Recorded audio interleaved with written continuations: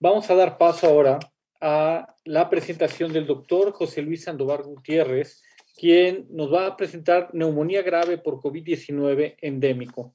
El doctor José Luis Sandoval Gutiérrez es médico especialista en medicina interna, también tiene la especialidad de medicina crítica y terapia intensiva, en neumología, la subespecialidad o curso de alta especialidad en cardioneumología.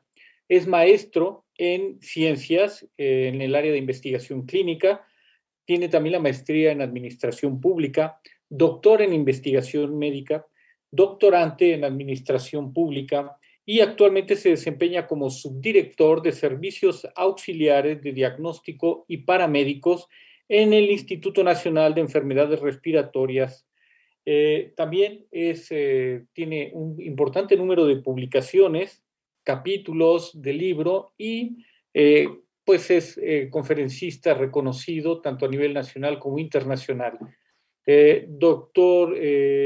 Entonces el doctor Sandoval nos presentará su tema neumonía grave por COVID-19 endémico. Doctor Gutiérrez, adelante con su presentación. Muchas gracias.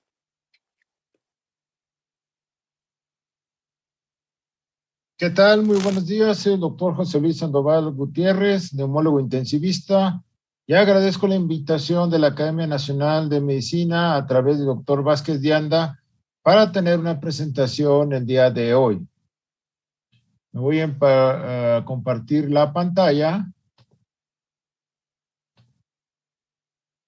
sobre el tema neumonía grave por COVID-19 de la pandemia a la endemia.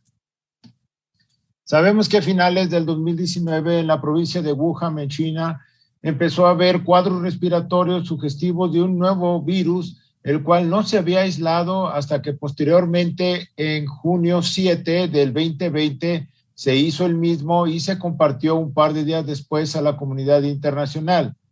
Después de esto empezó una epopeya desde el punto de vista de investigación y de publicaciones científicas que nos lleva a 2 años después a tener gran conocimiento sobre este nuevo agente. En nuestro país, el primer aislamiento se hizo el 27 de febrero en el instituto que yo laboro, el Instituto Nacional de Enfermedades Respiratorias, y posteriormente, 2 semanas después, tuvimos la primera defunción. Si ustedes revisan esta tabla que se publicó en el 2009, prácticamente por los meses donde hubo el problema de la otra pandemia de este siglo, la de influenza, donde México tuvo una participación muy prioritaria, muy preponderante, ya había aislamientos de subtípicos ya conocidos del coronavirus, el 229E, el HKU1, el NL63 y el OC43. O sea, ya había una situación endémica del coronavirus en los otros subtipos ya conocidos. ¿Qué es lo que hace que un virus sea endémico? Bueno, la inmunidad, la estacionalidad del mismo, las interacciones del virus con otros, las intervenciones médicas o no médicas para que prolifere el mismo, y todo eso nos lleva a un patrón de transmisión importante. Como ya les comentaba, en mi instituto desde 2014 se ha aislado este virus en los otros subtipos ya conocidos, y a partir del 2020, pues bueno, ya el SARS-CoV-2, dando la enfermedad COVID-19, denominada así por la Organización Mundial de la Salud. Cabe mencionar que del 2014 a 2019, los aislamientos que se habían tenido de coronavirus se habían ocasionado más o menos 182 cuadros de algunas infecciones respiratorias, donde habían habido solamente 2 defunciones, por lo cual la letalidad era muy poca y quizás había cursado con un poco de desprecio científico estos coronavirus, ya que no presentaban una mortalidad importante comparada con otros. ¿Qué es lo que diferencia una endemia de una epidemia a una pandemia? Pues bueno, las zonas que afectan y el número de los afectados. Sabemos que todavía estamos en una cuestión pandémica, pero vamos a pasar a una endemia, como se puede ver en el gráfico que nos habla del globo terráqueo, donde la prevalencia ya va a ser conocida y la letalidad esperada. Eso nos llevaría a una endemicidad. Pero si a esto se llega a incrementar esporádicamente, podemos hacer lo que se llama una epidemia. Y si eso transcurre en otras áreas geográficas esperadas y lleva a una situación de todas las regiones afectadas, pues ya sería una pandemia.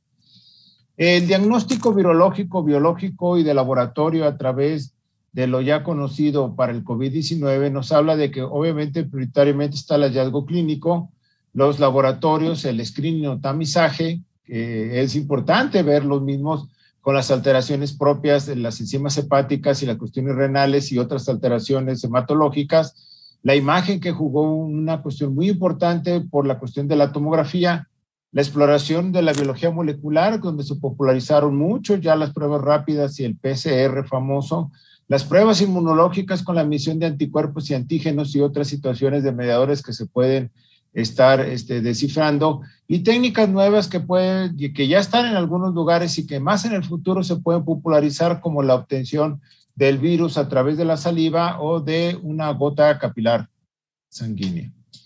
Sabemos que las placas de tórax pueden ser simuladores de otras entidades patológicas, por lo cual la tomografía hace un buen juego diagnóstico desde el punto de vista radiológico.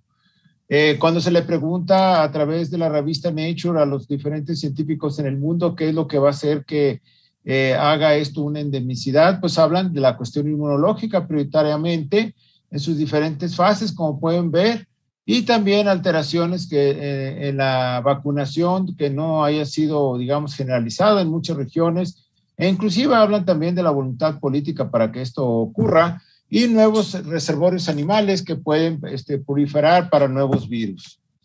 Esta es un gráfico muy parecido al de hace 3 espacios, donde hace más descripción de lo comentado para llevar qué factores influyen para una transmisión post-pandémica del SARS-CoV-2.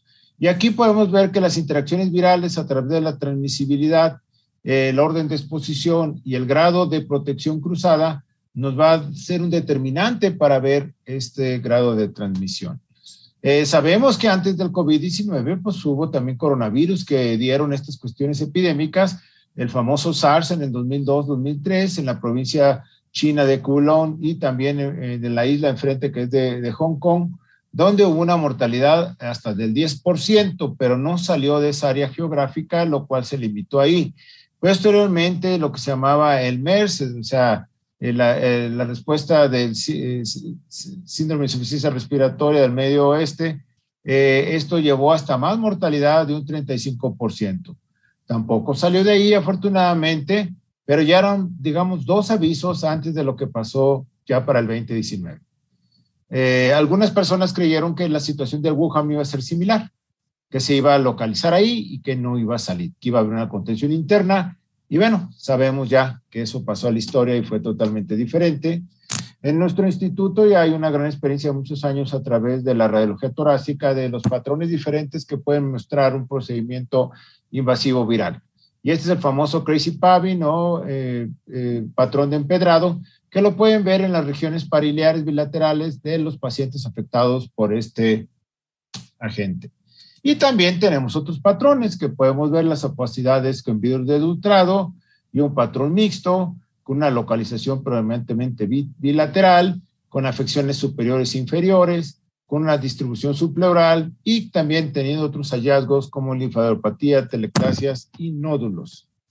Sabemos que la clasificación CORRAT se hizo de gran popularidad internacional y nuestro instituto lo popularizó a nivel de la República Mexicana importantemente, yendo desde el CORRAT 0 hasta el CORRAT 6, hablándonos de un empeoramiento entre el incremento numeral de cada uno de estos patrones. Sabemos que no solamente la afección pulmonar es lo que se vio en esto, sino también otras regiones como la renal, como pueden llevar, dio afección del parénquima directo con alteraciones en las células epiteliales tubulares e inclusive los podocitos, haciendo una lesión tubular aguda marcada y con agregación eritrocitaria ocurriendo severidad en el COVID-19. Aquí los nefrólogos nos apoyaron mucho y como saben se incrementó las sesiones de hemodiálisis en los pacientes críticos por esta enfermedad. Al igual que ha avanzado la biología molecular, la inmunohistoquímica y las alteraciones histopatológicas también tuvieron una gran participación diagnóstica para al principio y los datos subsiguientes de esta enfermedad. Inclusive podemos entrar a ver la afección hacia los organelos como está la mitocondria, el retículo endoplásmico, los lisosomas, el núcleo, el nucleolo, el citoesqueleto, ribosomas, las uniones celulares y también la membrana, lo cual abre una gran posibilidad de estudio en el futuro para toda la gente que quiera hacer maestrías y doctorados. Hay mucho que estudiar de estos materiales. Y también hay afecciones extrapulmonares como las neurológicas, renales, hepáticas, gastrointestinales, dermatológicas, endocrinológicas, cardíacas y de tromboembolismo. Este último se utilizó mucho como algún criterio de diagnóstico en los primeros casos, en los primeros meses del 2020 en la región mediterránea en Europa. Y esto es porque muchos de los pacientes que fallecían eran de edad avanzada con patologías de base que vivían prácticamente en aislamiento o en soledad o aislados y que no quizás llevaban una mejor adherencia a sus problemas de la coagulación. Cuando fallecían, obviamente tenían más predisposición a enfermedades trombólicas que el resto de la población. Y hay gente que sugirió que este problema viral no era tanto de hipoxemia ocasionada por la lesión pulmonar aguda, sino por cuestiones de tromboembolismo. Obviamente esto se descartó a posteriori, pero quedó mucho en el inconsciente popular de que había que anticoagular a todos los pacientes y eso se quedó nada más para recomendaciones muy estrictas y separadas. También sabemos que hay cambios inmunológicos importantes desde la entrada y replicación de este virus, la presentación del antígeno, la inmunidad celular y la inmunidad humoral. Nos ha dado, digamos, todo un catálogo de estudio, la entrada de este virus a través del virus Zika y que hay un predominio más en el género masculino, por lo cual vemos más afección de este género en las áreas de terapia intensiva. Sabemos también que no solamente es importante ver la etiología, sino que es el tratamiento, que hubo muchos para esta entidad no probados y afortunadamente nos hemos quedado con un grupo más reducido, pero más específico. Hay hallazgos clínicos, que es lo que lleva a la prevención, al pronóstico, la virología, el diagnóstico y las posibilidades de hacer nuevas epidemias. Es muy importante ver el síndrome de respuesta inflamatoria que ocasiona el COVID-19 y con la contrapeso, el famoso CARS, que es la cuestión compensadora a todo este proceso inflamatorio. Como siempre, el interferón, interleucina 6, interleucina 10, predominando a la hora de la inflamación, pero tenemos un grupo de mediadores muy importantes que nos habla de la hiperinflamación y también de aquellos que nos habla de la inmunodepresión. Es muy importante estar presente en todos los laboratorios, todos estos que se pueden medir, y algunos desde el punto de vista de investigación y otros desde el punto de vista de rutina, y nos puede dar una certeza sobre la evolución. Y no nada más es la cuestión inmunológica, sino vemos la cuestión respiratoria, donde podemos tener un predominio de neumonía linfocítica viral que nos da una lesión pulmonar aguda, patrones radiológicos, participación del parénquima y que nos puede llevar a un paciente a la intubación o al apoyo del suplemento de oxígeno y el manejo en las áreas críticas. Sabemos también que todo es ahora sí un compás de espera, donde la oxigenoterapia puede llevar inclusive a la ventilación mecánica apoyados por ventilación en prono, ventilación de protección pulmonar y en algunos casos específicos la utilización del ECMO. Hay, digamos, varias zonas jerárquicas que nos pueden hablar del manejo de estos pacientes. Se habla de, bueno, hay que manejar al paciente crítico, hay que manejar al paciente con alto riesgo, al no severo, al sospecha y aquel que requiera rehabilitación. Sabemos que existe lo que se llama el long COVID, o sea, el COVID que perdura más tiempo, o aquellas secuelas que se ocasionan en aquellos pacientes después de un COVID-19, lo cual obligó a mi instituto a abrir una clínica de post-COVID para ver todos estos pacientes. También hay scores, se habló mucho del SOFA, se habló mucho del Apache, pero hay estos scores, por ejemplo, que ya existían antes para ver la afectación de las neumonías virales, por que se llama el MUL-BSTA, que lo pueden bajar de internet y hacer sus pronósticos. Y bueno, son las siglas de lo que sería infiltrados multilobares, de la confección de bacterias, tener o no el antecedente de fumar y la cuestión de hipertensión arterial o no. También la exposición de SARS-CoV-2 nos lleva a un proceso de infección o no infección, lo cual un 40% puede estar asintomático, un 80% con síntomas medianos, 20% con enfermedad severa. Esto depende mucho de la región geográfica. Generalmente la enfermedad severa ocasionada por enfermedades coexistentes y la edad.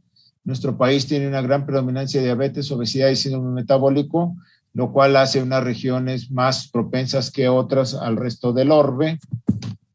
También tenemos en el futuro una capacidad de seguir midiendo más inmunomoduladores y más mediadores de esta región de investigación, lo cual es importante estar pendiente a cada una de ellas porque nos hablaría si aquellos pacientes tienen un COVID-19 activo, si tienen una neumonía no COVID, si tienen un COVID-19 pero no afección pulmonar, o se puede quedar como un cuadro sintomático. Para concluir, los coronavirus tienen décadas de existir dentro de la patología respiratoria.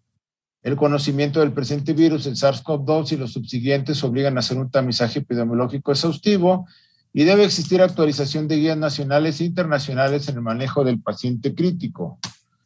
Dejo mi correo personal para aquellas personas que tengan interés en hacer preguntas o comentarios a esta conferencia. De nuevo, agradezco la invitación y disfruten el resto de las pláticas de este gran congreso. Muchas gracias. Muchas gracias, estimado doctor José Luis Sandoval Gutiérrez, por su excelente presentación. Y pues ya vieron el correo para quienes vayan a tener duda, aunque al final del simposio, como ya es también dinámica del mismo, vamos a tener una sesión de algunas preguntas y respuestas que podamos contestar para los que están presenciando este evento.